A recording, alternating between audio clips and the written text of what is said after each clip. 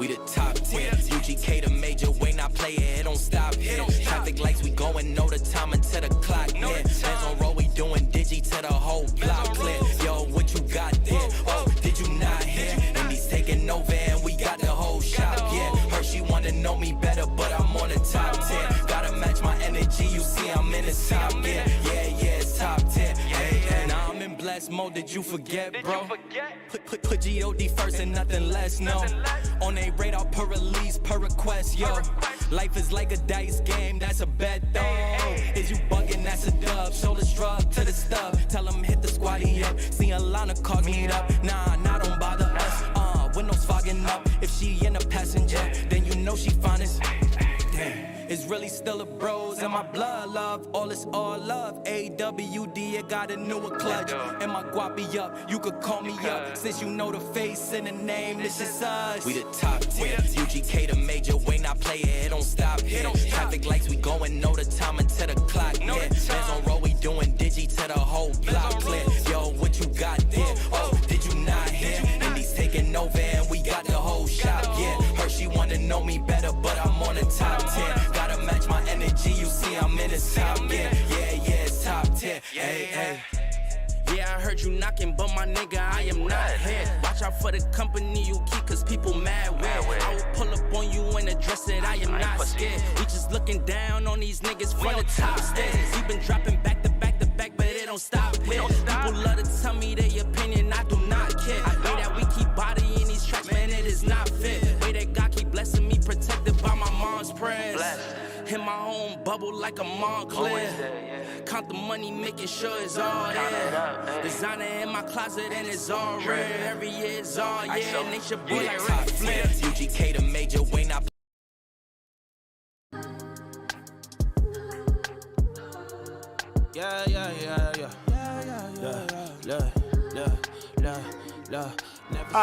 One, two. Coming off the top, y'all know how we do. Listen, I'ma drop a freestyle you can cherish. I'ma send a shout out to the host named Eric. Yo, he's never on some average shit. You know Eric, he stays loud and passionate. I'm about to break it down for y'all with the clever song. Yo, shout the host named Thomas, cause he's never wrong. Yo, shout to John, you know that he's smart and quiet. Unlike my freestyles, which cause a riot. I'm about to do it like this, cause the people love me. Shouts out to PHPUgly. It's called ugly cause it's not professional, but I'm about to come through and bless it with style. So let's do it when I'm spitting, I perfume the room. Yo, the segment of the show is called Doom and Gloom. That came from Thomas. Yeah, can nobody go beyond this? I get the mic and then I'm about to keep it like a promise. Yeah, and y'all know we fill them up with anguish. We talking about the PHP, the programming language. About to break it down, no exaggeration. What do y'all do for a living? Web applications. Okay, I can dig it. My words spray tight. They getting together on the Thursday nights. Yeah, when it comes to rhyming, you can call me the new dude. I spew true lyrics while y'all broadcast on YouTube. So let's get it. You know my lyrics are major. All up in the comments, they got plenty of haters, but they doing what they doing. Keep it ugly. We ending every show with the saying it's lovely. Let's go. Hey, shout out to y'all. Peace to the whole squad, man. Hope your channel is doing real well on YouTube. Hope you guys are having fun. And it was an honor and blessing to do this little custom freestyle for y'all. Hope you enjoy. Stay up. Yeah.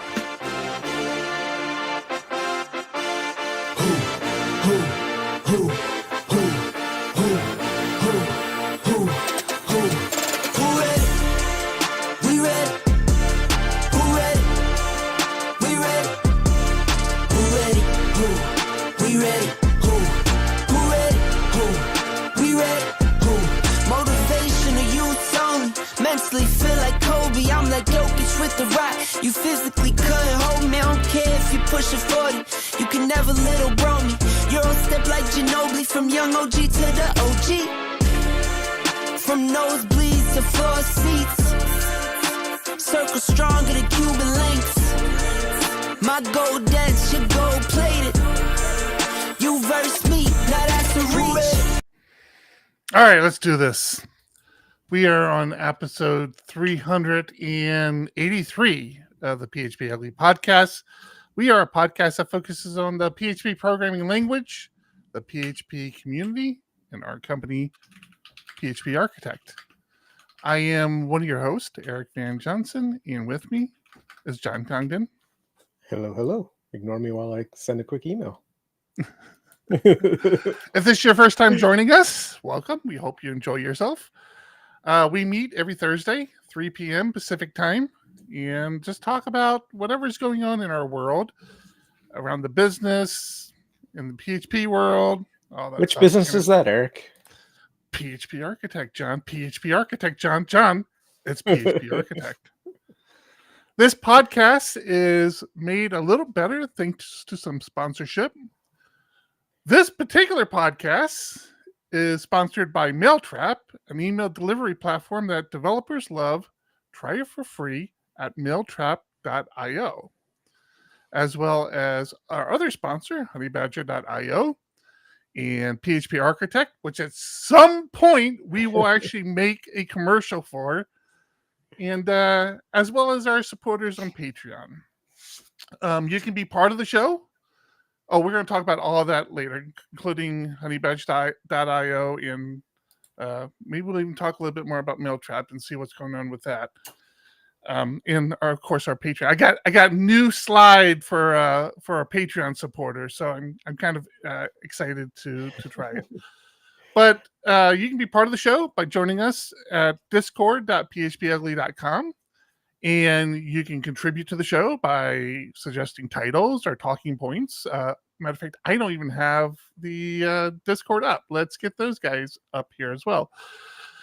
They'll scroll along the side here, and yeah, you can see the chat happening. You can also participate in all the other platforms, but the cool thing about being part of Discord is Discord goes all week long. So even after the show, everybody just hangs out in there. Built quite the community. Was real happy to meet even more Discord members at Tech this year. So every year I meet like 2 or 3 Discord people, or at least 2 or 3 Discord people finally have, the courage to come up and tell me they're part of our Discord. So it's always funny to find out, like, oh no, you're part of the Discord. Okay, cool. It seemed funnier when it's your last year. I just didn't want to talk to you. Yeah, I know. That's what I mean. But yeah, that's pretty much it. Add your title suggestions as the lower third suggests. Just do a bang title in space, whatever the title is, and it will end up in our queue. So yeah, cool. Jeffrey, look, see, we got Jeffrey in there. Good evening, Jeffrey. Got the Blonde Jet. So we got NorCal Kid up there. Nice. And yeah. 383, how you doing? And we have a new sponsor. We have a new finally. Somebody hasn't blacklisted us. Oh. They tried. I was persistent. What's up with this, man? What's up with this MailTrap thing here? Talk to me. I mean, we've been using it for years, and we just obviously with Tech, we were reaching out to different companies that we thought would be a good fit for sponsorship, and I reached out to them. Actually, I think they reached out to us first about sponsoring podcasts, and then I was trying to get them to sponsor Tech, and yeah, just kind of worked out well. We've been very fortunate with our sponsors as far as like them being people we use a lot. So yeah, I shared the link in Discord if you want to check it out. It's not an affiliate link, but it at least gives them tracking to know that the clicks came from listening to our show. If we just had a QR code, somebody could just scan and get there as well. For anybody watching the live stream, might have been nice. That would have been nice, wouldn't it? Can't do it with an image, but I can do it like, nope, not that way. Nope, not that way. Doing it live. That's the way to do it. It's the only way. All right. Well, while you do that, what have you been up? Oh, I don't want to distract you. You stay. I'll carry the show. No, we're good. There it is. QR code top left. Right, I think is left. what. Go. I don't see anything. Where's it at? At the top of your screen. You're not good at this job. No, it's not. Anybody see a QR code? It's above your head. Above your head. It's right here. Yeah. I don't see it. I don't know what to tell you. I see it. It's all that matters. I can scan it. All right, that's all. That's works. important. So, for all the audio listeners, the QR code is from left to right. Dot dot square dot square square dot. No, just okay. Yeah, people are saying they see it. I totally do not see it. Weird. Interesting. But yeah, I wear my Padres pride hat today. Despite where's it at? Oh, it's over here. Pride, is that where it says Pride? Yep. Yeah. I get a pride hat every year, and despite the fact that it was held while I was in Chicago, which I still have like 5 or 6 Chicago hats to pimp on the show. I haven't gone through yet, but I felt like it was time to wear the pride hat that I've had for a while. I had one of the partners of the children was nice enough to go and get it, and I very much appreciate it. I've gotten like the last 3 or 4. I like these hats. This is probably my least favorite one. It's a lot of white, but I don't know. I dig it. Yeah, the colors are muted. That's for sure. Yeah. On it. Yeah. But yeah. So Tech, man, what do we got? What are we doing? We announcing anything? Oh, you're going right back to that? Thought we were giving that a break for a couple of weeks. No, man. Well, I mean, I would, except I've been so hard at work. I did definitely wanted to share it. Fun fact: if you head over to phptech.tv right now, the podcast is streaming on there for free. You don't have to log in or pay for anything. It's just there on the front page. Why? I got way too much time on my hand, and I just thought that would be fun. You made it happen, huh? I made it happen. But yeah, we've got videos up from 2024 now out there. Let me make this bigger and share it with you guys. I've been uploading mine. I've got a few of them up. Oh, did you get them uploaded? Okay, cool. Some. I've got all of the ballroom edited. Uploading just takes forever. Edited. Yeah. So I got uploading them. Good chunk. Ironically enough, PHPUgly is the one room that we still need to finish. I'm about halfway through PHPUgly. And then I have to actually circle back. There are talks. So I did roundtable. Yeah, I did roundtable and foundation, and then started working on Ugly. No, I'm doing roundtable. I thought. Now I'm confused. Don't do roundtable. Roundtable's done. Wait, who did I do then? Foundation and what? You should have done foundation and Ugly. I thought. No, I did foundation and roundtable. So those two are done. I'm working through Ugly now. You took the wrong one. It's fine. If you're doing Ugly as well, then it's all good. Except the fact, why the hell is it all good then? Because you're only doing one room. But anyways, you did the wrong room anyway. You know, I had like a really good editing flow going, but Foundation, PHP Foundation, which if you don't know what we're talking about PHP Tech. We called the rooms PHP Foundation Studio, I think, and Ugly, PHPUgly, and PHP Roundtable. I forgot what we called. I just know we called them all after the podcast. And then, of course, we had PHP Architect was the ballroom. So I was doing PHP Foundation and PHP Roundtable. I did those 2 rooms. But PHP Foundation had a color issue with the camera, which made editing that room like 3 times longer than it took me to do Roundtable. Like Roundtable, I literally got all the talks done in Roundtable in like an hour. I mean, I dialed in my workflow that well. Foundation, even though I'm not doing the last day, the uncons, not yet. We need to reach out to the uncon people make sure they're okay with it. But more importantly, the way the videos get published, the uncons aren't true talks in the system, so we kind of have to work that out.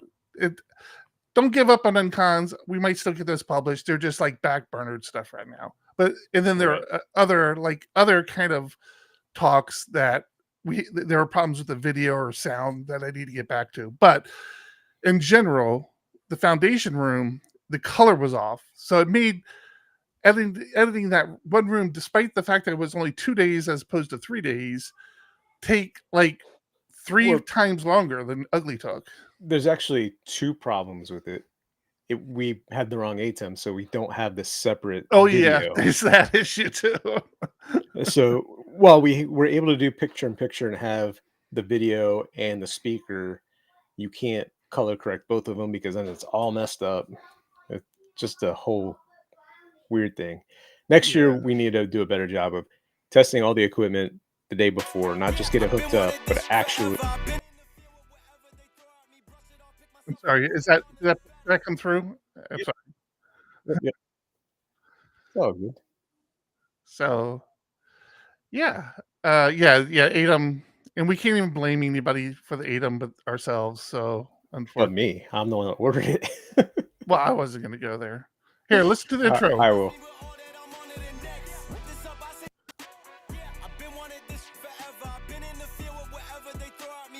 Pick myself up, moving on to the better. Hey. Ain't no errors, baby, it's a new era. I wake up early, feeling rich like I'm Kesha. I get to the paper, boy. Work with me, you know that I got it. Come with me, let's take a trip to the Did you turn that on when you uploaded videos, by the way? Mm-hmm. Okay. Good, I did too. Actually, I may not have on the most recent ones. No, this is exactly why it's not in the volume. I thought it was. I gotta Audio level's okay? go back and look at that. Yep. Perfect. Sounds good. Okay. Yeah, so videos are slowly creeping up. So if you bought a virtual pass or if you attended PHP Tech, you now can log in. You could always have logged in and seen the videos from 2023, but now 2024 is slowly uploading, and we should have had this done a week or so ago. Like, we had made all these plans to get it out like the next week. We even had our design team do like the bumpers, the intros and outros before the conference even started. And we're like, hey, we'll send you the images. Don't worry about it. We'll send you the images. And well, in our defense, we're way ahead of schedule from last year. Last year, I think it took us 6 to 8 weeks to get it done. That's true. Actually, I think it was longer than that, to be completely honest with you, John. Yeah. I think it took us 3 months. Took us a very long time. Yeah, but yeah, it's nice. So that's there. And like I said, if you go to the homepage, there's the podcast. Look how cute those guys are. We're on the verge of signing the contract for next year. So very close. Very close. We have it in our inbox. Matter of going through it, fine tooth comb, and a little more haggling and negotiation. So maybe in the next couple of weeks, we will be announcing the dates for next year. We will spoil it and let you know it's the same venue. I mean, I think everybody's kind of comfortable with that venue. So not everybody, but enough people. Oh, so where I was going. So I had finished up Foundation and Roundtable so quickly, and John was still kind of working on Ballroom. I'm like, hey, don't worry about it. I'll do Ugly. I got this. I can get it knocked out in like a day. And I pull up Ugly, and Ugly had the same camera issue as Foundation. No way. No, yeah, way. I'm like, oh, son of a... And then I ended up sick yesterday. So I'm like... At least with that one, you should have the ISO file. So it should be like just one color correction. And then you should be able to clean it up. Oh, that's right. I didn't do that in Foundation because we didn't have the right ATEM for that. Oh, I didn't even try that, John. Thank you for telling me that. Do you have I forget if we have the BRAW footage. We don't. Why do we not have that? But I do have the ISOs, so I'll try the ISO trick today. Yeah. the hard part is going to be the picture-in-picture. Now that I think about it, but at least you can figure things out there. Maybe. Well, so the I'm not going to call out our people who is managing the rooms, but the one good thing I have going with Ugly is the person who is managing that ATOM. When they went picture in picture, they kept it like picture in picture, like 90% of the video. So that made it really easy, even with the color correction issue. The other person who, was being cool at the time, kept switching back and forth. Like damn it, stop switching. So, like if I could just get like a version that's just the picture in picture, I would just do that the whole show and not worry about it. This is a programming podcast, by the way, not a video and audio editing podcast. But no, this is a podcast about our trials and tribulations in life and in general, and trying to do things that we're not specialized in. Yeah, I had an interesting issue this week. Our Archie CLI command that we use to basically run the business. I've heard of it. Yeah, I like. It's not a CLI command. It's our Archie AI. It's been rebranded. Did I not tell you this? So we have a simple command that does a lot of different things, from helping us with the magazine, accounting stuff, shipping orders. It does a lot of behind the scenes work. I go to run it this week, and usually I just run it without any commands or arguments, and it just gives me the list of options, right? You had to go picture in picture, didn't you? I did. So I run it, and it just freezes. It just sits there. I'm like, what in the world is going on? And you know me with debugging, I immediately jump in and I'm trying to figure out where the problem is at. And my way of figuring it out is I'm going to go into the startup script, the entry point into the application, and go print 1, print 2, print 3, and find out where it stops printing. Run it. No output. None at all? None at all. So I'm like, okay, I started my print statements pretty low. Let me go to the top. Actually went print 0 up higher because I started with 1. Still no output. I'm like, all right. Right after the opening PHP tag, print -1 because I'm going backwards. Makes sense. Still no output. I'm like, all right, let me just print -1, exit.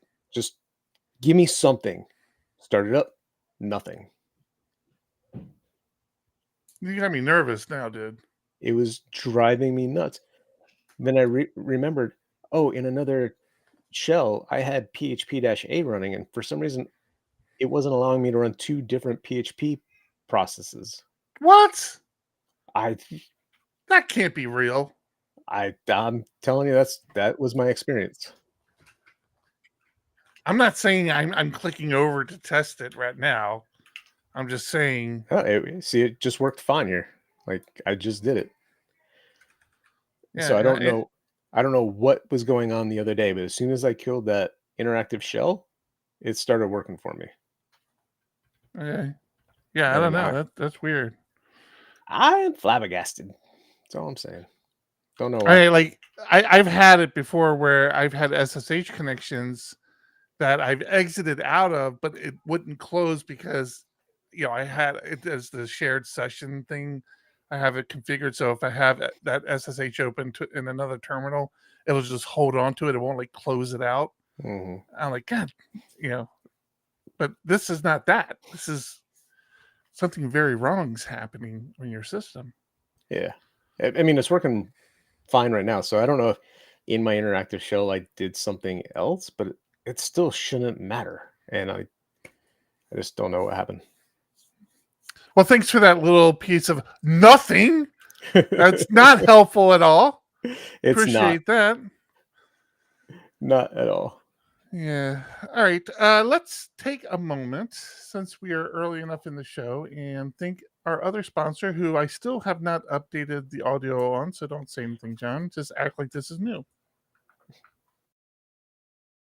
More about wide events in the context of application logs and observability lately. A wide event is just a collection of properties that may be useful later. The more the better. Think about all the context around a web request. The wider your events, the better prepared you'll be for unknown unknowns, those sneaky bugs that you can't anticipate. Observability isn't rocket science, but the industry likes to pretend that it is.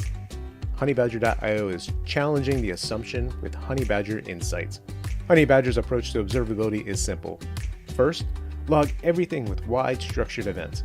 Then, query and graph your events with BadgerQL, the powerful query language at the heart of Honeybadger Insights that allows you to ask questions about your systems and build quick charts and dashboards.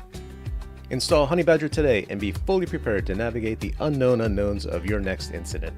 Visit honeybadger.io to learn more. That's www.honeybadger.io. Thank you, Honeybadger. I got a question for you, John.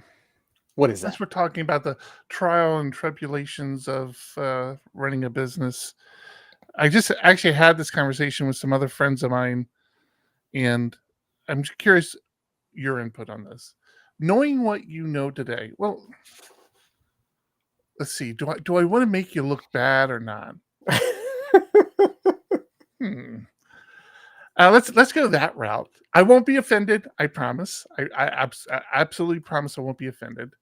Knowing what you know today, as far as running a company, and we are like a legitimate company, would you have done this again? Like, if you could go back in time and we're sitting around talking about this, would you have gone down this path? Knowing everything I know today? Yeah. Like COVID and everything? No, not COVID. Not COVID. So, Let me ask. Let me ask it a different way. Might be easier this way. I haven't Knowing, answered. well, if your answer doesn't change, great. Knowing what you know today about what it takes to run a company, if somebody came to you and asked your advice if they should start a company, what would you tell them? That it is a lot of work. There's a lot of things I don't know that frustrate me today. Like accounting, dealing with books is a pain in the ass. Dealing with legalities, dealing with just the ins and outs of what it takes to run the business, what forms need to be submitted, what hiring somebody in another state, now you need these foreign entities, and you got another country, you mean? Yeah. And country. Yeah.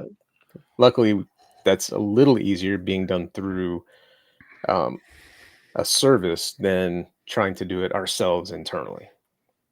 Because in the US, we have to have a business location, not physical location, but a business presence as far as paperwork goes in every state that we hire somebody. Using that service for other countries, they have that same thing, but in other countries. So I guess it depends on how big you're planning on being. What are you planning on doing?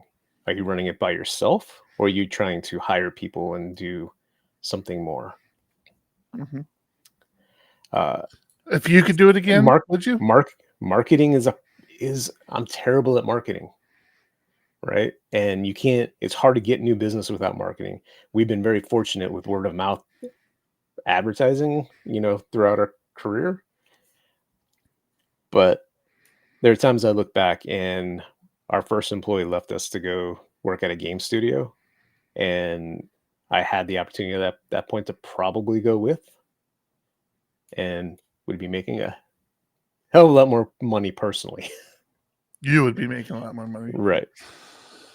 But at the same time, I like what we do. I like this. I like the community we built. I like being a bigger part of the community, not just working for some game studio, right? So I probably wouldn't change anything. I like my freedom. I like what I do. But it is a hell of a lot of work, and Mm. I'm not good at 90% of it. Yeah. Sure. How Me? about you? No, I have no regrets, John. I'm really happy. You fuck no. I will say, like, one thing that you touched on that I think really resonates is, what are you doing, right? Like, if you're just looking to be a consultant where it's just a one-man shop, it's a very different world than what we're doing with the company. I totally agree with you, John, as far as like the paperwork, the legalities, just all of that is just such a pain in the ass. My One of my bigger issues, and this is a personal issue, is I hate my partner. No, wait, that came out wrong. When you're working for somebody, or Choose even the right partner. if you vet your partners really well. If you're working for somebody, or even if you're a lone shop, making a mistake might not cost you anything. Like, if you're working for somebody and you screw up, worst thing might happen is you might get fired if you screw up bad enough. Owning a company, a small screw up can cost you a lot of money. But more importantly, the thing that keeps me up at night that I never anticipated is my anxiety of the idea of not the company goes under, whatever, right? It's like I've started from zero many times before. I've changed careers and I've built it. But the idea that we have so many people dependent on this job keeps me up at night. Like, that is actually what motivates me. Like, we need more work because if one contract goes away, we would have to lose half of our shop, and because they would need to make money, they would have to go somewhere where they can make money. We wouldn't be able to afford them. So I'm like constantly looking at other ways of making money. Not so much more clients, which is I have no issue with client work, but ideally I'd like to establish PHP Architect where the employment wasn't dependent on the consulting work. Like, we could carry our people and they could work on consulting work as it comes around. And that keeps me up at night. I mean, that just stresses me out. And that's just, I could be selfish and just be like, more like John, just like, no, fuck them. But that bothers me. But yeah, the thing I shared with my friends is the biggest advice I would tell you is if you're honestly looking to start a company of more than one person, be prepared to work for 24 hours a day, and literally about 4 hours a week will be doing what you love. Like, that feels like sometimes like we get to code a very fraction of the total work we put into keeping things going. And it's just I don't know. But like John says, I couldn't do it any other way anymore. Like, I've tried to think about that, like, working for somebody again. But that's like not having to worry about health insurance for a whole company. You just worried about my health insurance for me, and I can't do it, man. Like, I am so out of that mindset now. I can't get my head around it. One of the things that has always stuck in my brain from previous employers or people I looked up to was, as the employee, you're only worried about getting a paycheck. As an employer, I'm worried about making payroll, like being able to provide that paycheck. That's a great point. Yeah, that's the biggest change. Yeah, is making sure we can make payroll. And not that we struggle with it. I mean, fortunately, if you do go into business with somebody, you do want somebody like John who's really good at putting nest eggs away, hiding the money from me. Okay, COVID put a dent in that for damn sure. Yeah, COVID. We talked about this many times, but yeah, COVID absolutely demolished us, almost to the point where yeah, we were going to have to make some hard decisions, but Yeah. Yep. oh, all right. What do you got going on this week? Anything? Yeah, I learned something new this week, and it actually there's two parts to it that fascinate me. Dealing with MySQL, I learned about CTEs, which is CTEs. Common Table Expression. And while I haven't dug in as much as I would like to, my basic understanding is it's almost like creating loops, like being able to pull up data from tables, not in the same joining way as we were used to traditionally. So I guess Is this new? It's new in 8.0. MySQL. I'm sure we should say it's new to MySQL because I'm sure there's like a Postgres person out there being like, "Oh yeah, we had that for years, you idiot." Yeah, I think SQL Server also has it. I think it's part of the standard like SQL implementation, or not implementation, but construct. Mm-hmm. So explain this. What is this?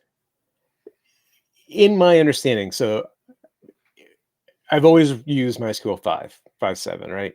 And I have some code that basically dynamically creates a query with a ton of left joins, a ton of group concatenation, and it can cause problems. Like if somebody has a million contacts in the database, it returns a lot of data.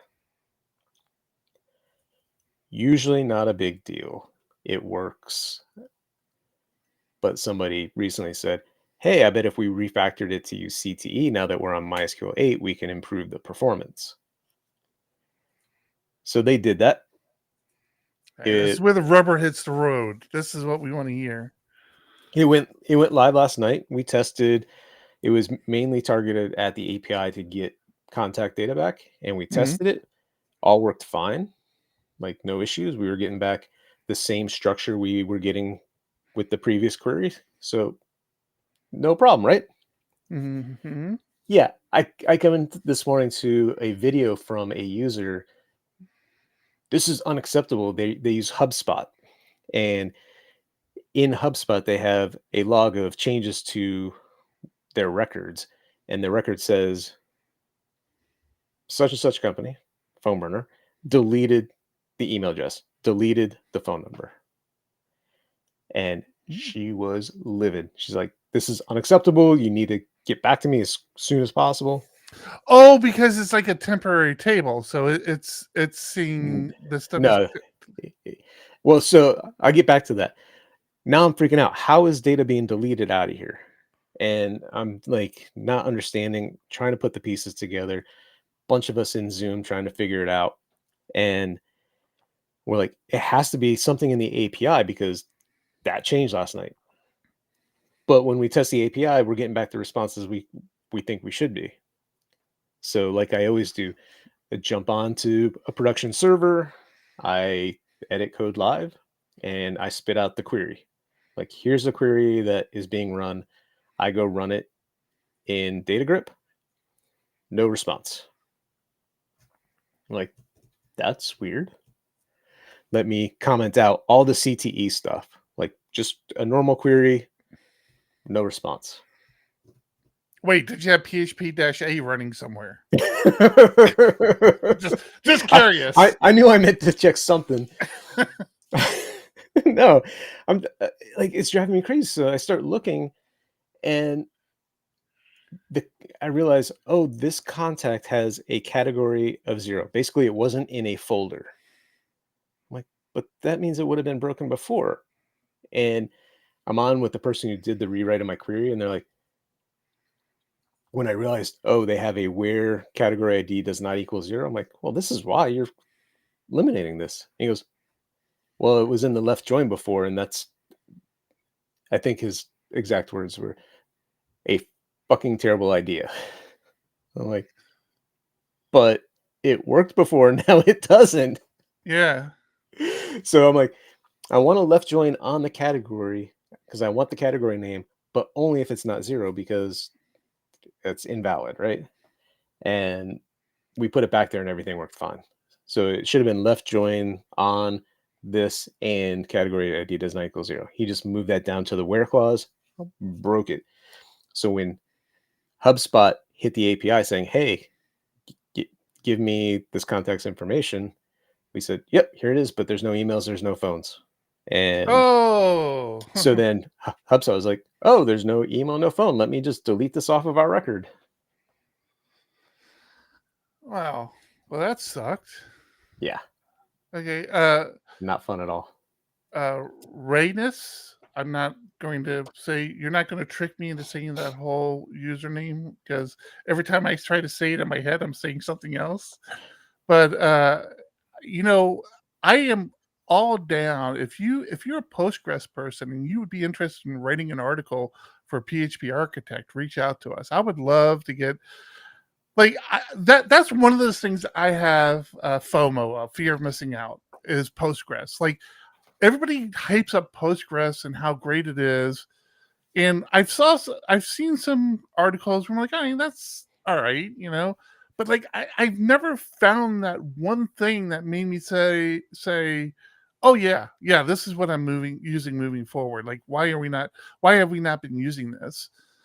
And yeah, that one where it was talking about objects and versus the table, the relationships via tables, but you actually have objects. Yeah, was an interesting use case, but I still couldn't picture bringing it into my code base that way. right. And I wonder if it's like the whole document store thing, where it's like you're just not in that mindset that once you get in the mindset. But for me, and I was going to ask this about the CTE, that's what it's called, right? The CTE. Right. Common table expression. Yep. Like, for me, if it's not something that's supported in Eloquent, like, I'm probably not going to use it. If I have to drop down to some raw query, there's just not enough there for me to say, oh yeah, let me break this whole Eloquent workflow to do, add this raw portion. I don't know. I just don't know if I'd be there. And I feel that way with Postgres as well, that I'm bringing this whole circle, like that object piece you're talking about. Like, if it doesn't have that feature built in to Eloquent, because that's what I use most of the time, I just don't know if I would use it. And like with the CTE, is this something that Doctrine supported? Because I know that's what you use. Is this something Doctrine supported out of the box, or you just do raw? I just do raw. This was a raw query. Gotcha. It was a way to bring a bunch of left joins into a different way of handling it. And now, as I'm looking through this more, it can be used with updates and deletes too. And I actually could have used that today. Yeah. See, things like this, and this is where that whole DBA world is like a real thing. Like, people who their entire career is focused on database administration, and it's like this is that. Like, this is where they really. I'm not to that level by any means. I mean, I wouldn't mind being to that level, but if I can't use it in my code, or if it adds too much cruft to my code, I'm just not going to use it. Something like this, even if I did add it to like a raw query of an Eloquent model, the next developer who comes in behind me will look at it and go, what the hell is this? Like, what am I supposed to do with this? I don't know how to debug this. I think this is really only, as far as I'm concerned, meant for like your bigger queries that are a little more complicated that you're not really going to be using Eloquent for anyway. You're probably going to, I mean, you could use Eloquent, but pass it a raw query to begin with. Yeah. Which is a real use case for us with the client. That actually brings up another interesting topic, talking about things we're not good at. It seems to be the underlying story of the show. Thank you very much for that. Let's take a moment. You want to do this now? Sure. Before we get to Eric's point, yeah, I just want to remind everyone, this episode is sponsored by Mailtrap. an email delivery platform that developers love, an email sending solution with industry best analytics, SMTP, and email API SDKs. I'll just for read major it programming live. I'm not languages. even worried about it. Mailtrap, we love you, but Eric is a pain in the ass sometimes. From the top now, an email sending solution with industry best analytics, SMTP, and email API, SDKs for major programming languages, and 24/7 human support. Try for free at mailtrap.io or click the link in Discord or in the show notes. Yeah, That do works. that. Oh man, I gotta add that to a show notes. Don't let me forget. Jeez. Well, I mean, I added it in Trello, so Thank you for that. it should come through that way. All right. So what were we? Oh, not that. Thank you, Mailtrap. Thank you, Mailtrap. What were we talking about? Talking about things we're not good at. Oh. So we're a back-end developer. I consider myself a back-end developer. I think John kind of in the same boat. We do front-end when we need to, but we're not very good at it. Our whole shop is like that. Like we don't really have a front-end person in our shop, which is something we acknowledge, and we ever get the money, we will address, but we're just not there. So we have services we use for design, and if the design is big enough and more, really complex, we will even outsource the kind of mock-up of that design to code, mainly for Tailwind, to another service, right? And this has kind of been our workflow for a while. It's not a cheap workflow, but in the long run, it saves us money than trying to design it ourselves first off, which we would all be really bad at. But trying to then take that design and translate it to Tailwind, what we pay somebody an hour to do and what we use for the service is, whatever. It's better, right? It's cheaper. And that's what we've done for a couple of iterations. And we're working on this every time we do it. And we actually did it for the tech website, phptech.io. We did it for that website as well. Every time we do it, I'm like, this service is turning these pages around too quickly. Like there's a tool. They're using a tool of some sort to generate this Tailwind code. I couldn't figure out what it was.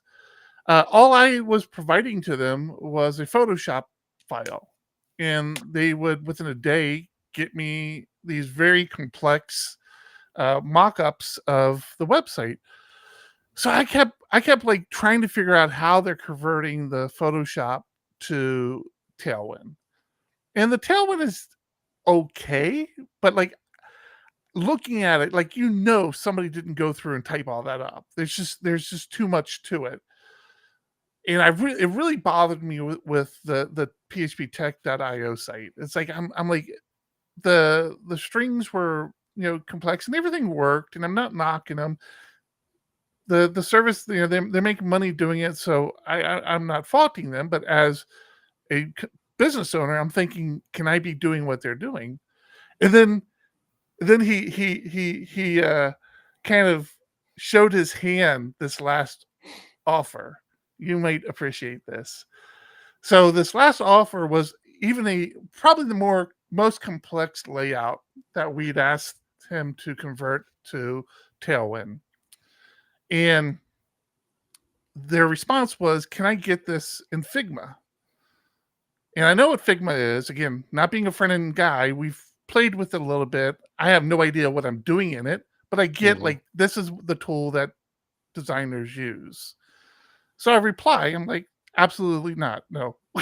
and I honestly did. I'm like, I don't have this in Figma. I can do that moving forward. And I actually reached out to our design group and asked them to generate another site that I had them work on in Figma. I saw that. I was wondering why you went that route. Now things are making sense. Now it's coming together, right? So yeah, I tipped my hand as well. So when he asked for Figma, I'm like, okay, Figma's got to be the key. So I reached out to our design group. I wasn't going to bother them with this design because this was already in another pipeline. I wasn't going to pull it back to put it into our design group's pipeline to put it back. So I reached out to our design group. I'm like, hey, this other design I had you work on, can you generate a Figma file for me for that? And they did.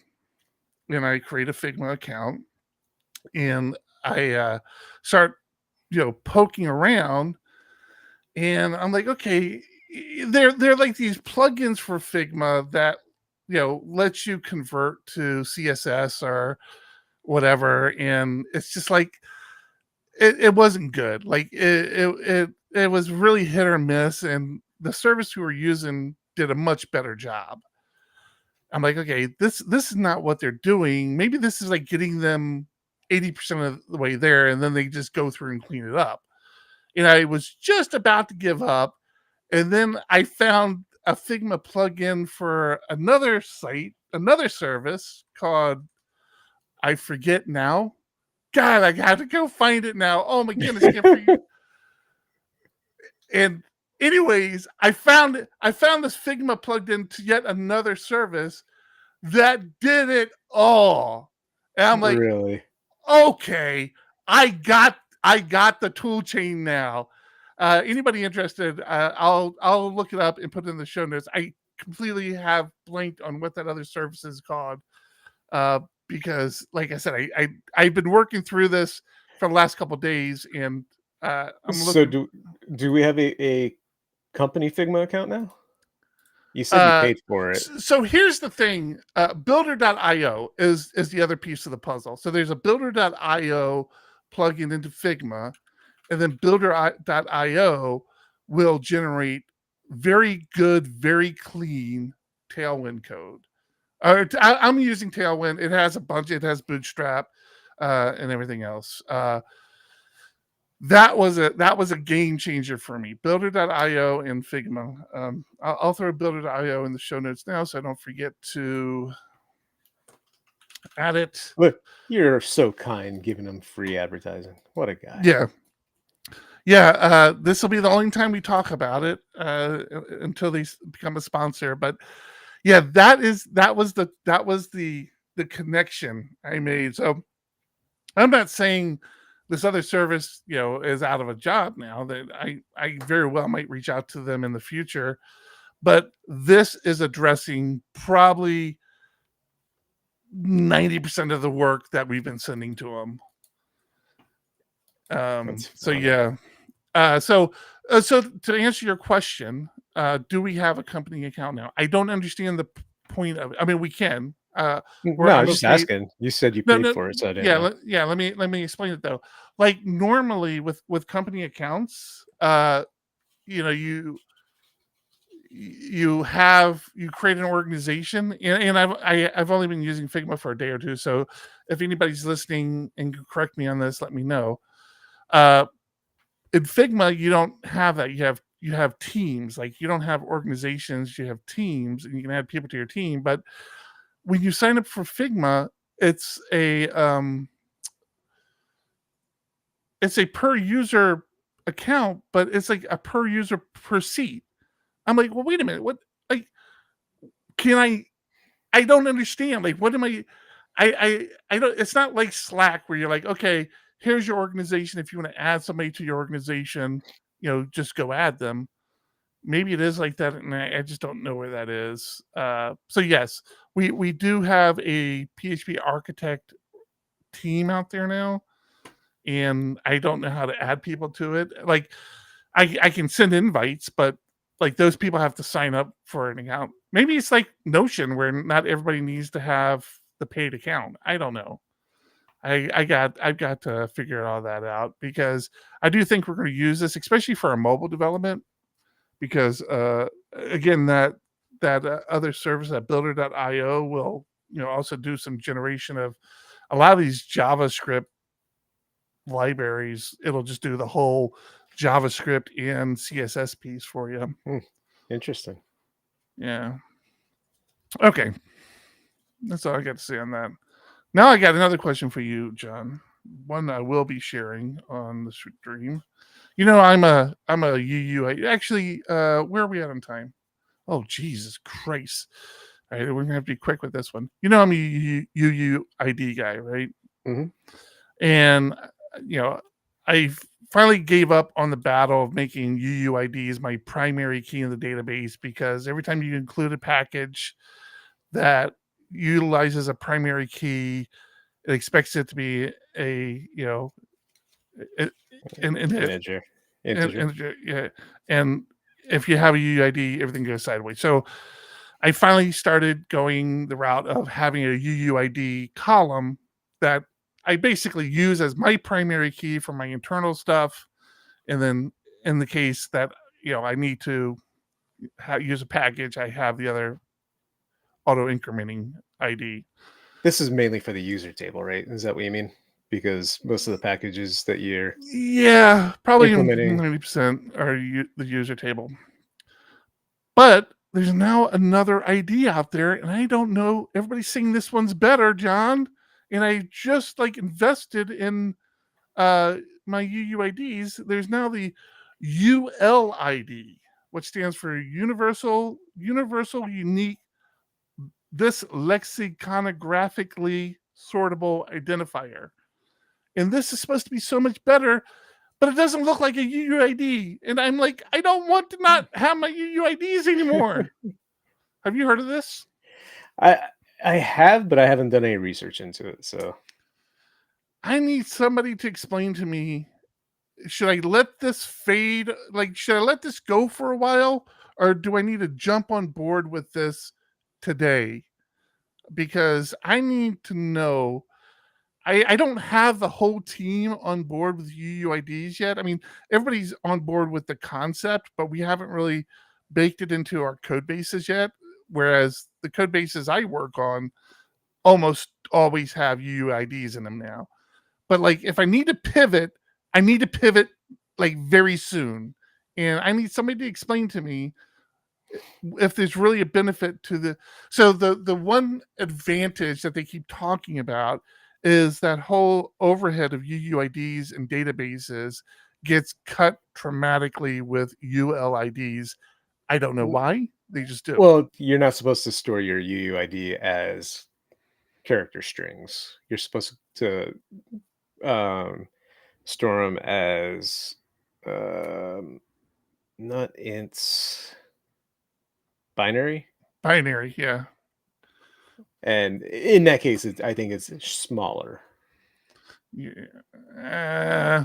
But most people store it as characters because it's easier to read. But right, there's no need to, especially I think MySQL 8 has the UUID formatters built in, so you can read it out just fine. So anyways, if there's anybody in our Discord or anybody, Sarah, you're out there, tell me what a UILD is. ULID. ULID. And if I should care about it, Sarah. People love the micro optimize their IDs. Yeah, I agree with you there. UUID. It's micro optimize, yes, but it's when you start getting into, I think Foamer's got a couple tables where we've had to go from int to big int. Oh, really? Just because you're running out of space. Yeah. Mm-hmm. So I don't know if it's necessarily micro optimizing when you start getting to a billion records. But they have a point, yeah. Especially again, you go back to the DBAs. Like I'm sure DBAs, hated the idea of UUIDs. Yeah, but it's. But there's also something helpful. There's something else to be said about the performance, not necessarily storage optimization, but the optimization of the indexing, which I think is the more important part than just the storage space component. Yeah, that's definitely one of the things you always hear about using UUIDs. And then if you're storing the binary on disk, you can easily use a generated column to return the character representation that we're used to. All right, so ULIDs is what you're going to hear from me for the next couple of weeks until I understand yay or nay on this. I'm either going to be the biggest supporter or I'm going to throw it under a bus somewhere. because I don't have time. I either need to get on board with this and embrace it, or just not think about it again. And I was hoping somebody in our Discord would have some direction. Sarah, I'm curious if it's not something that's supported in MongoDB. Is there a reason that you're aware of? You don't have to officially be speaking for MongoDB, but are you aware of any reason why it would not be supported today? Is it just too new? How new is it? I don't even know how new this is. The funny thing is they talk about it being lexicographically sortable, like you can just sort it alphabetically, but you can do that with UUIDs too, which I think is version 4. 4. Yeah, and version 4 is also the one that had a time-based component to it, so that the UUIDs were sequential based Right. on creation time, which was Which is what this is doing as well. So it's doing the same thing. They talk about the speed of generation. If you're worried about that much speed, then you probably shouldn't be using PHP. Like, it's true. You're not saving that much time. I can't imagine. Interesting. So Sarah says it's just too new. So that's might be good enough for me. I'm not going to get too much on board with something.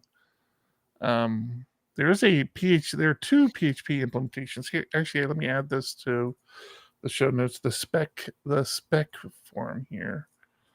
It looks like there's 2 implementations for PHP. Haven't looked at them. Let me go ahead and share this now. We can discover together. How's that? At some point, we need to get to our Patreon supporters. So, these are just the username, so it doesn't really actually tell you the author. So if I click on the PHP, will it take me there then? What's this take me to? Yeah, here it is. ULD, PHP, ULD. Interesting.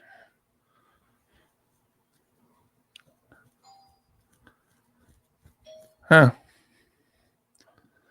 Yeah, I don't know, man. I don't know if I'm ready to get on board with this yet or not. I have no real compelling reason to do it, so maybe that's a dud story. But it's not a dud, John. Our supporters on Patreon. I forgot to add music. Our supporters on Patreon. Thank you, Patreon supporters. You're all very important to us. Someone asked UUID versus GUID. I think we use UUID when we're talking about it in general. Yeah. Right.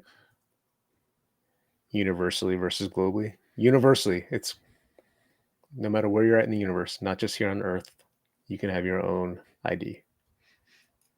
I tell you, that is probably the biggest selling point when we talk to clients. I have a particular client that we've been trying to introduce the concept of UUIDs to, and that's the whole thing. It's like, okay, if we have UUIDs and we interact with another service, as long as that service tracks the UUID for that record, we will always know it's our record and what record it is. Like, not in theory. In theory, it could be not in theory. In theory, in theory, there could be something else out there with that UUID. Yeah, it's like there is collision in the UUID spectrum, but it really is. It's like not realistic, and that's what we try to tell the client. It's like, if you have a UUID in a package from another vendor, another service that is your UUID, you will always be able to tell what record that belongs to, like forever and always, because that record will have its own unique identifier.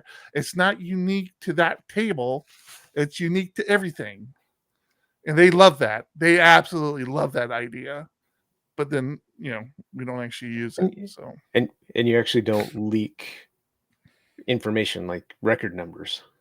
right. I love going to a site where your order number 453. Okay, so you've only had 452 orders up to this point. Yep. Yeah. Especially when you're doing competitor analysis, when you're trying to figure out how big your competitor is. If you can figure that out, it's kind of nice to know. Yep. All right. I think that's good all I title, have. Sarah. I think I'm going to shorten that to theoretical theories.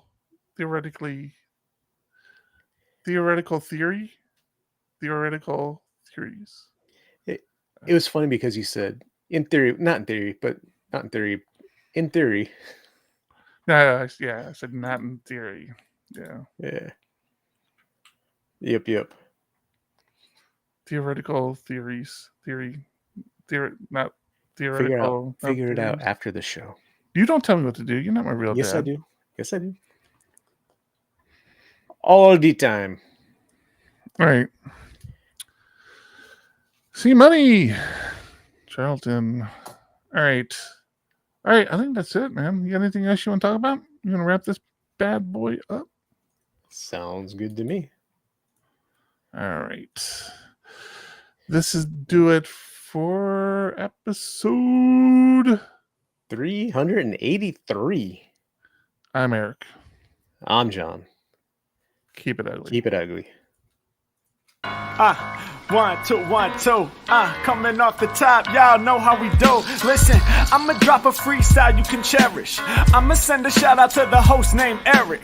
Yo, he's never on some average shit. You know, Eric, he stays loud and passionate. I'm about to break it down for y'all with the clever song. Yo, shout the host named Thomas, cause he's never wrong. Yo, shout to John. You know that he's smart and quiet, unlike my freestyles, which cause a riot. I'm about to do it like this, cause the people love me. Shouts out to PHP the Ugly. It's called ugly cause it's not professional, but I'm about to come through and bless it with style. So let's do it when I'm spitting, I perfume the room. Yo, the segment of the show is called Doom and Gloom. That came from Thomas. Yeah, can nobody go beyond this? I get the mic and then I'm about to keep it like a promise. Yeah, and y'all know we fill them up with anguish. We talking about the PHP, the programming language. About to break it down, no exaggeration. What do y'all do for a living? Web applications. Okay, I can dig it. My words spray tight. They're getting together on the Thursday nights. Yeah, when it comes to rhyming, you can call me the new dude. I spew true lyrics while y'all broadcast on YouTube. So let's get it. You know my lyrics are major. All up in the comments, they got plenty of haters, but they doing what they doing. Keep it ugly. We ending every show with the saying it's lovely. Let's go. Hey, shout out to y'all. Peace to the whole squad, man. Hope your channel is doing real well on YouTube. Hope you guys are having fun. And it was an honor and blessing to do this little custom freestyle for y'all. Hope you enjoy. Stay up. Yeah. Come on. Hey. Uh-oh. You learned something. What did you learn? We're learning people. We're educating. We're educating people. That's a problem. We're not supposed to do that. Yeah. Did I tell you I reached out to Harry Mack to try and re-record? You did not. Did you really? Yeah, I got shot down. Hard? Was it a hard no? Hard no. Damn. Not happening. I was like, but he recorded it for us already. We just need to make some changes. Nope, not doing it. I was like, are you sure? Did you ask him? He knows who we are. He was on our show, sort of, in our comment section. Nope. Damn it. We're going to have to find another up-and-coming rapper, John. We did, Sarah. This is true. This is true, Sarah. We have your... I never did create that channel that I told everybody I would create last week. Remake the PHPUgly Anthem remix. So let's do that right now. We're gonna create the channel. Do it live. Yeah, Anthem remix is what we'll call it. Go ahead. I was letting you finish. No, I'm done. So C Money, I had talked to, I forget which episode it was. We have some code at work at firmware that we use that you can actually turn your IDs, your integer IDs, into UIDs and back and backwards. So you could start to, I mean, it's not super secure in any way. It's just a UUID, and instead of having to generate a new one, you can start to put UUIDs out on the web in your web interface, and then whatever is expecting an integer ID, you can exchange that UUID for the ID you're looking for and use that. I thought the person who wrote it made an open source package for that, but I'm not finding it. So I will keep looking around.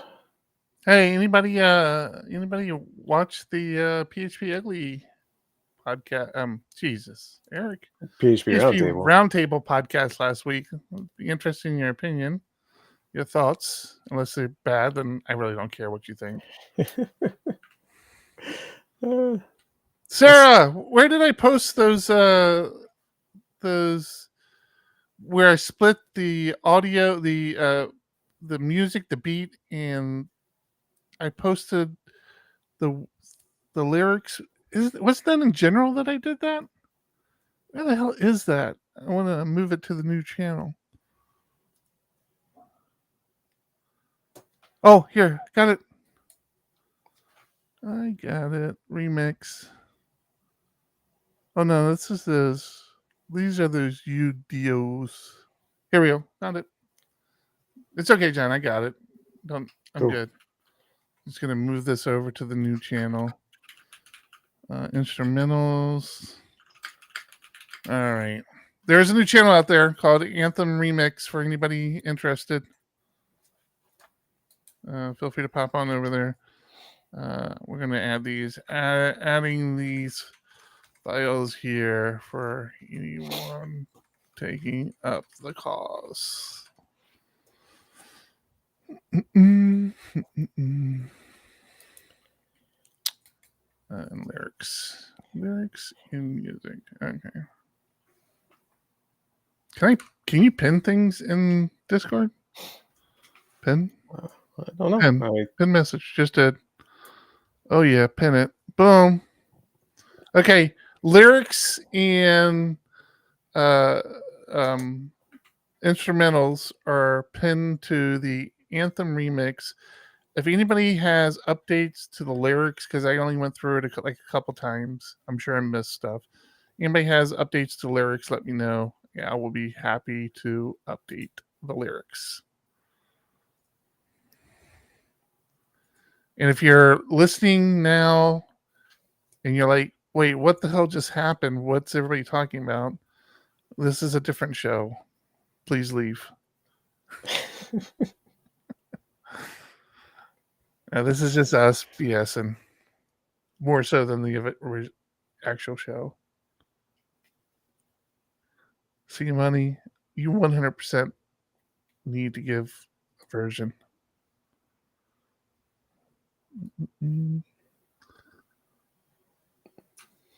I'm distracted because my wife is awesome. She just texted me out of the blue saying, "Hey, how does the weather look for Saturday?" And she can take both boys with her to Sky Zone. I'm like, sorry, I'm confused.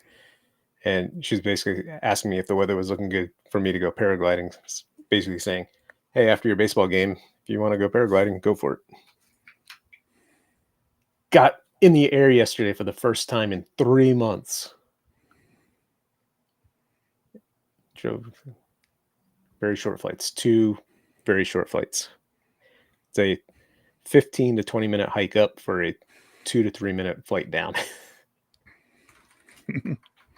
But the fact that it's been 3 months since I've launched, it felt good. Good.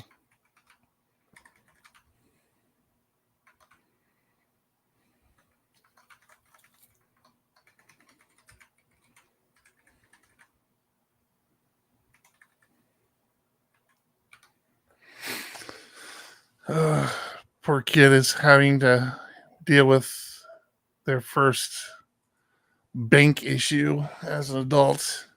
Mm. Sarah, is that is that the lyrics I added to Discord, or are those the ones you wrote up? If they're the ones you wrote up, can you just do a diff? Because I don't know. I don't know whose is right. All right. So yeah, so I'm hoping to have Ugly maybe wrapped up today as far as the videos. I'm telling you, you took the wrong room, but it kind of worked out. No, I don't think I did. I know you did because I wrote down when we talked about it that I need to take those 2 rooms. What two? So round table and ballroom. So those are the ones I downloaded. Hmm. But like I said, all worked out. I'll continue uploading ballroom. Thank you for all the editing you've done. No problem. I gotta be honest. I'm happy with what Tech TV is turning into. I have a couple Yeah, of you've done features awesome I on want to that. add to it. Yeah. We still need to get my local dev set up because I have a few things I want to do. Yeah, definitely do that. Well, wait, I thought we got you're talking about your for Tech TV? I thought we got that one set up, or was that for Tech? I forget. Did we? I forget. I I don't know. remember. Yeah, I don't remember either. But yeah, we'll get you set up.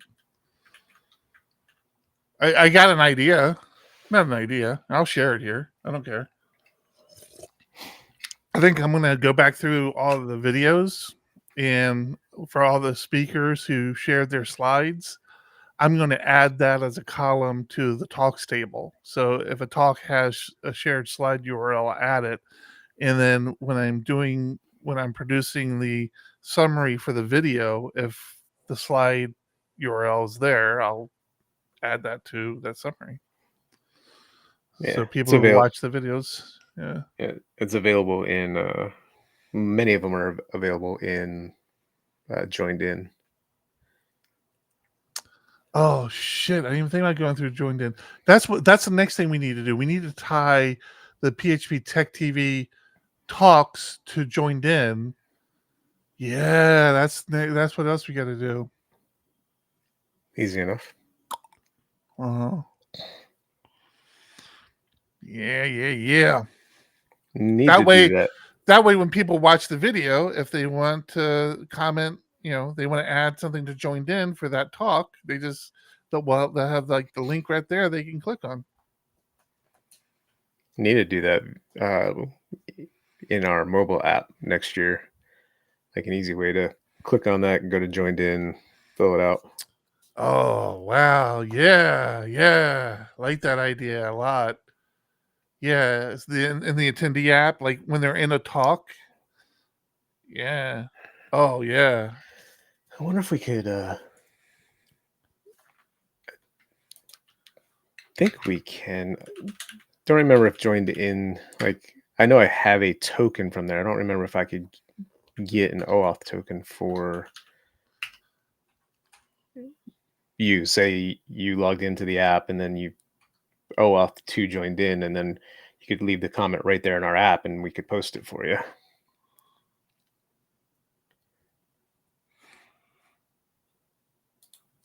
Post it for you as you. Yeah. Like yeah, like Yeah. from the mobile app. Yeah. Yeah, I get what you're saying. Yep.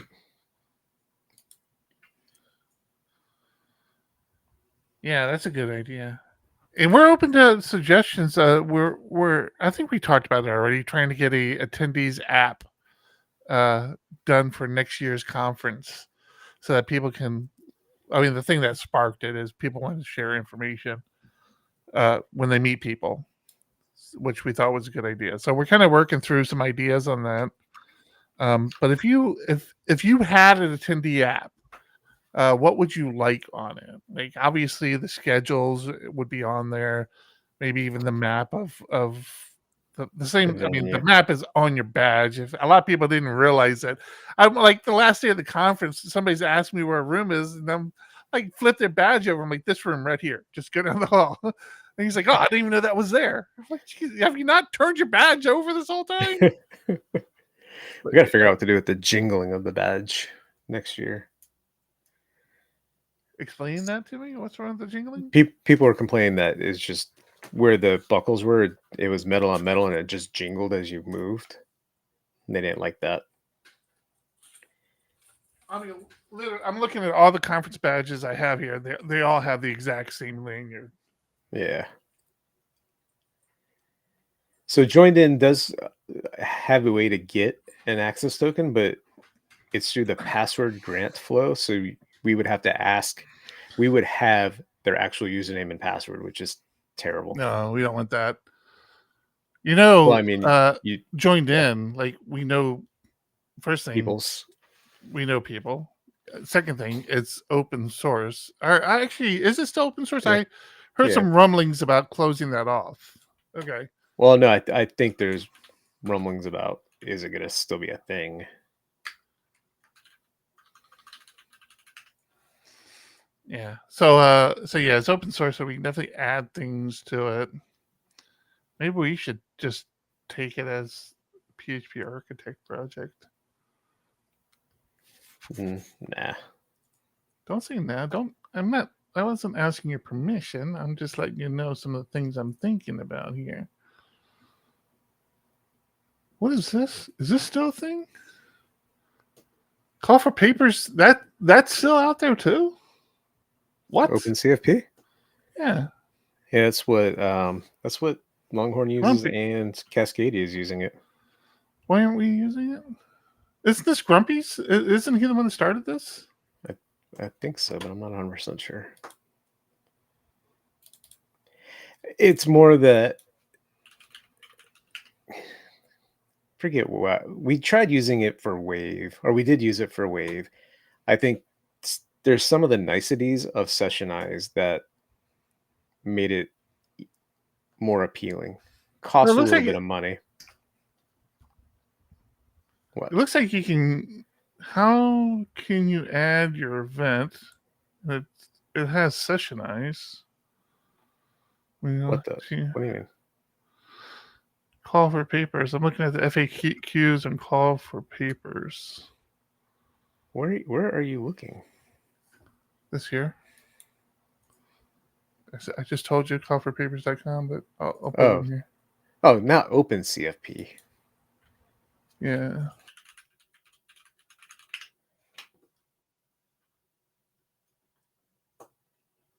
Why'd you do that? Oh, hey. You're frozen, and I dropped off. Really? Oh, I have that thing you had where your little side is moving fine, but what happens if I do this? Nope. Still the frozen picture. Weird. Yeah, you dropped for some reason. Yeah. Let's see. Yeah, so Call for Papers is not OpenCFP. Oh, okay. Actually, callforpapers.com is for sale. I don't know what you're talking about. Calling all papers. It's in. I didn't post. Oh, because I was in the wrong channel. Shit. Here it is. Sorry about that. Yeah. Yeah, that's not the same thing, I don't think. Yeah. But it's good to know that's there. I bet Tek is not on there, is it? I don't know why it would be on there, but yeah.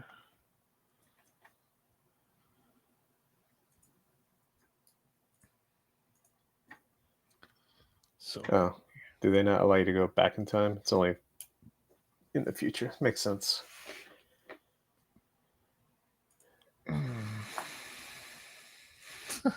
You want to know what email address I have associated with my joined in account? Give it a quick guess. Your eSolves? No. That would have actually been more. Yeah, that would have been. No. sdphp.org. Oh, shit. Apparently my my PHP Arch account is already in use. So what is that? Forgot password? Forgot username? I don't know, man. I don't know any of this stuff. At PHP Arch. We're looking for. Can't find that. Oh, we're gonna have to call our people because there's an error here in their logic. We're looking for people to contribute to the magazine. If you're one of the 21 people still watching PHP Architect, we pay good money. I mean, we'll do. We won't pay you money if you'll do it for free. We always appreciate the free contributions, but looking for some feature articles and anything's open. Postgres, ULIDs.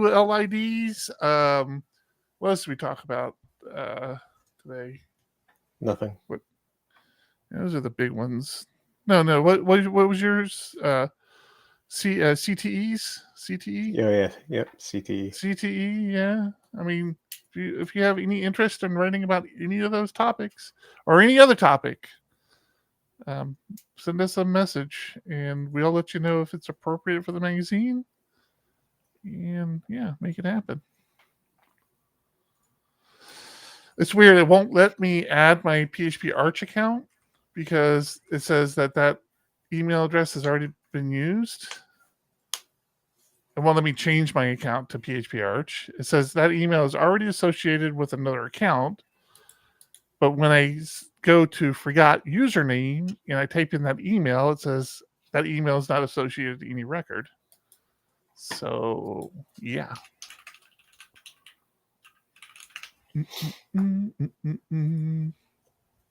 Interesting. I did ask them to blacklist you. Maybe maybe they finally did that. That would make a lot more sense.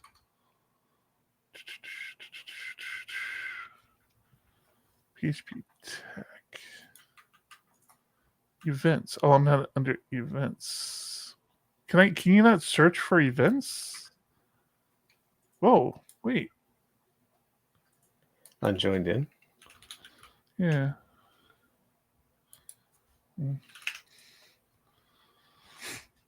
Yeah, it works for me. So I want to see the comments on the event. Can you see the comments on the event? Oh, there they are. There's 4 of them.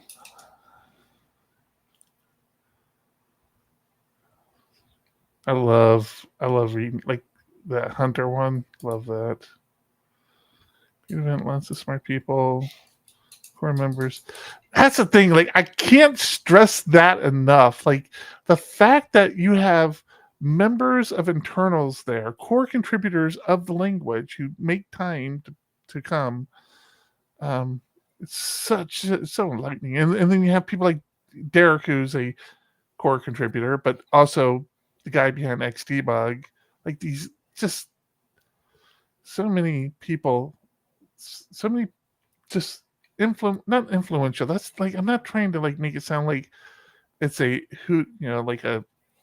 just like the core people, like the people who are doing the real work. Oh, that's awesome. Yeah. It's not as many as I thought would be there, but there's plenty there. Yeah, that's perfect. Did you see we actually did get feedback for the good, bad, and ugly of this podcast. We did get feedback that people felt like it was a very elite, like elite. Is that the word I'm looking for? Not elite. Clicky, I guess, is what I'm looking for more. Like, there was like, yeah, everybody was like, clicky or whatever. I don't know how to describe it, but not as open as we were hoping it. The experience that we're trying to. Yeah, that's hard to overcome sometimes when people know each other. Like, I would go and just sit down at random tables and try to talk to people, and then you'd find out like there are 4 or 5 people from the same company all sitting at the same table. And then you're It's like, sorry, we'll leave. no, I mean, they were welcoming and I was able to talk to them, but you're like, you could tell they kept talking about their business stuff together. Mhm. And like you would ask a question, they'd answer, and then they go back to talking about their business, like work wise, versus, having that back and forth conversation of here's what we're doing and it's like, Mhm. and it's hard to, you try to emphasize that whole, you should, try to meet somebody new, sit with other people, but it's hard when you're in a social environment. You kind of want to sit with people, it's definitely Well, more comfortable. especially situations like that where there are multiple people from the company who might not get the opportunity to physically be together. That is their opportunity to be together, and that's what they want to do. They don't want to meet new people. They want to get to know the people that they work with all the time. I that's a good point, and I can appreciate that. I don't know how to explain it, but like, when we do our intro to the conference and stuff, like how to say, hey, this is okay. But yeah, I don't know how to do that. Birds of feather, speed date, social hour. Each table has a topic, but no chairs. Float around. Chris, what are we talking about here, Chris? Birds of a feather, speed date, social hour. Each table has a topic, but no chairs. Dude, I kind of like this idea. Yeah. Oh, I kind of like this.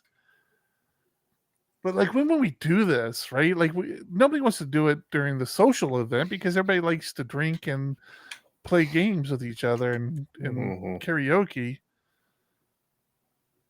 Man, this is almost like maybe half day uncon, half a day birds of a feather. I like this birds of a feather idea. Damn, I don't know how we would do this at the conference though. Can try and figure something out. Yeah, see, C-Money. No, this is what I'm saying, C-Money. Like, your coworkers wanting to sit together makes sense, and people shouldn't feel bad about doing that. I think that makes, that's perfectly reasonable. I mean, I appreciate the fact that you want to meet new people, and I assume you still have that opportunity. But yeah, I like that idea of, sitting with. I mean, honestly, it's the only time of year our company gets to physically hang out with one another and go out and have dinner or something. Yeah. So you shouldn't feel bad about that, C-Money. We need to figure out a way of articulating that to attendees. Like, hey, we understand there are companies here, and maybe you don't want to socialize as much. Don't feel bad about that. We do breakout rooms for topics. Yeah, see, we're only going to have one extra room next year for Uncon for one He's day. saying breakout rooms in Zoom. Oh, in Zoom. So Right. so a breakout room would just be like a table in the corner of the room. Yeah, gotcha. Yeah. Cameras, basics, maintainers. Damn, Chris, that's a really good idea. Yeah. But yeah, think about it. Uggos out there who join the show on a regular basis. Attendee app. What would you like to see on the attendee app as well? We're not promising anything, like especially for this next iteration, but if it's not too crazy and it makes sense, definitely would be willing to consider doing it. Maybe even, I mean, like we even talked about like on the website, a lot of people didn't realize there was a things to do section of the website. If you go to phptech.io, there was like a things to do. Maybe putting that in as well. And yes, I'm purposely using the new URL a lot so that people get used to hearing it. Here's a fun video I just came across. Boop, boop, boop. Throw this over here. Is this Slack or Oh, I just you put in Discord. Yeah. It just came across my feed. I had to share it. I can't. I got to open up Discord. Go back to my Discord. I can't click on it. Oh, It's just you flying again? No, it's definitely not me flying.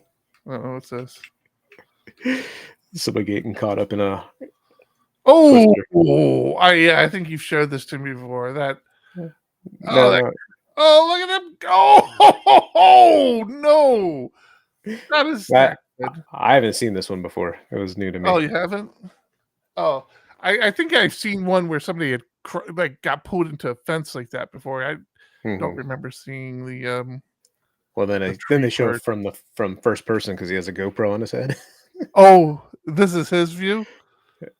Yeah. Oh, I see. I'm just to that point. So he's messing with his. Oh, it's tied up. Oh wait, no. Wait, that's pull the cord. Oh, nope, it's tied up. No, get it untied. Take off. No, that's not working. Nope. Oh, you know he farted a little bit right there when he hit that post. My kid just brought me peanut butter covered brownies that he made earlier. So how expensive is the canopy? Like if he ripped it in the tree, You can repair it. You can get it sewn back together. Obviously, there's a limit to how much damage it can take, but for the most part, you pull it down. I would be the guy like I'm like I totally meant to do that. I was testing out something. No, it's fine. I was curious what it'd be like to be in a twister and watch my wing go in circles instead of straight.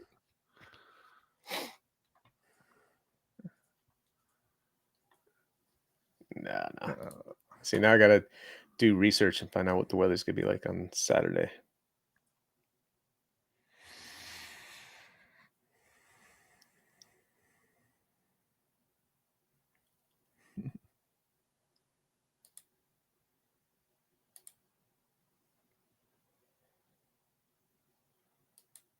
Oh, Chris, we're talking Lando for local development.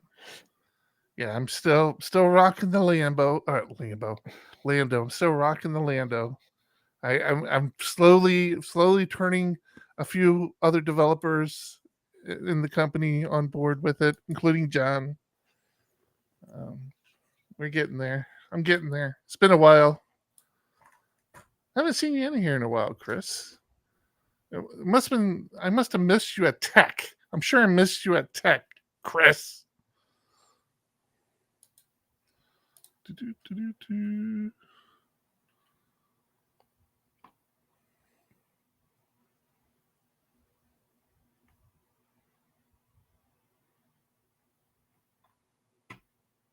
The new Lando setup command. Wait, there's a Lando setup command? I don't know what you're talking about, Chris.